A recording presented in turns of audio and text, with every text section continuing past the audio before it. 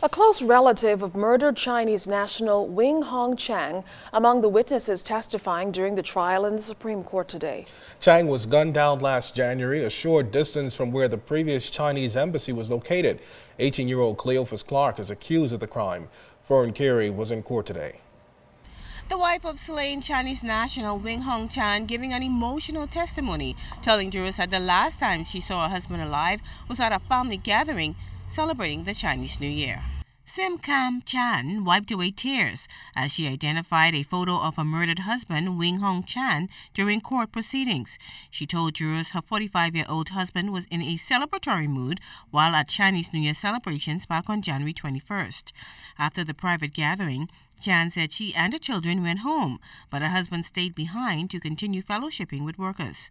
A few hours later, Chan said she heard banging on her apartment door and a Chinese national told her husband had been injured. She said she immediately instructed the man not to wait for the ambulance but to take her husband to the hospital. When she arrived a short time later, Chan said she did not get a chance to speak with her husband as doctors were operating on him. He died a short while later. The next day, Chan said she identified his body in the morgue at PMH. The trial continues before Justice Bernard Turner. Fern Carey, ZNS Network News. Well, drugs and crime are a waste of time. That's the message the Bahamas National Drug Council is pushing as it celebrates its month of activities. Activities kicked off this morning with the annual church services at the Grandstown Seventh-day Adventist Church. Highlighted in the service was this year's drug message written by a 14-year-old who chronicled her fight with drugs. Year's drug message was written by a 14-year-old out of Grand Bahama, one of our peer ambassadors, Joanna Evans, and basically she wrote about her experience with drugs and how it affected her family and her personally. And so we decided that it was a good message.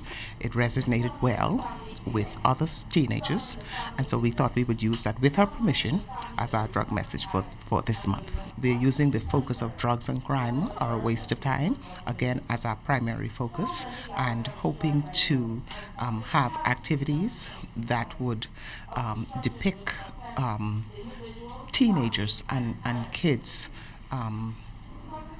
in their fight to stay away from drugs. Now, this Thursday, the Council will host a symposium for 10th, 11th, and 12th graders at the College of the Bahamas. The students will hear from experts on drug abuse and awareness.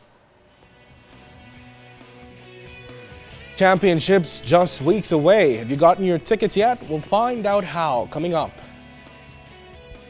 And ZNS launches a new show. Find out all about it. You're watching The Bahamas Tonight. This portion of the news was brought to you by McDonald's. McDonald's, I'm loving it.